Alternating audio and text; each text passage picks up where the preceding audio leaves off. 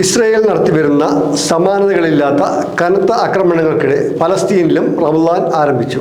ഗസയിലെ തകർന്നടിഞ്ഞ വീടുകൾക്ക് താൽക്കാലിക അഭയകേന്ദ്രങ്ങൾക്കുമിടയിലാണ് ഇത്തവണ പുണ്യമാസത്തെ സ്വീകരിക്കുന്നത്. വെടിനിർത്തൽ ചർച്ചകൾ പുരോഗമിക്കുന്നുണ്ടെങ്കിലും പ്രിയപ്പെട്ടവരുടെ വേർപാടും പട്ടിണിയും ഗസയിലെ റമദാൻ അന്തരീക്ഷത്തെ ഗുരുതരമായി ബാധിച്ചിട്ടുണ്ട്. കുടുംബാംഗങ്ങളെയും പ്രിയപ്പെട്ടവരെയും നഷ്ടപ്പെട്ട ഫലസ്തീനികൾക്ക് പഴയ സന്തോഷമില്ല, ഉടുക്കാൻ വസ്ത്രങ്ങളില്ല, കഴിക്കാൻ ഭക്ഷണമില്ല, രോഗങ്ങളാൽ വലയുകയും ചെയ്യുന്നു ഈ സമൂഹം. എങ്കിലും വിശ്വാസത്തിൻ്റെ കാര്യത്തിൽ ഞങ്ങൾ മുന്നോട്ട് പോകുമെന്ന് വെടിവെച്ചകൾക്കിടയിലും ഗസ സിറ്റി സ്വദേശിയായ ഫിദ അയ്യാദ് പറയുന്നു. തകർന്ന പള്ളിയുടെ അവശിഷ്ടങ്ങൾക്ക് മുകളിൽ റംസാനിലെ പ്രത്യേക രാത്രി നമസ്കാരമായ തറാവീഹ് നിർവഹിക്കുന്ന ഫലസ്തീനികളുടെ ചിത്രം അസോസിയേറ്റ് പ്രസ് പുറത്തുവിട്ടത് ഏറെ ചർച്ചയായിരുന്നു. ഇനിയുള്ള ഒരു മാസം പള്ളിയിൽ തറാവീഹ് നമസ്കാരവും ഖുർആൻ പാരായണവും കൊണ്ട് വിശ്വാസികൾ സജീവമാകും.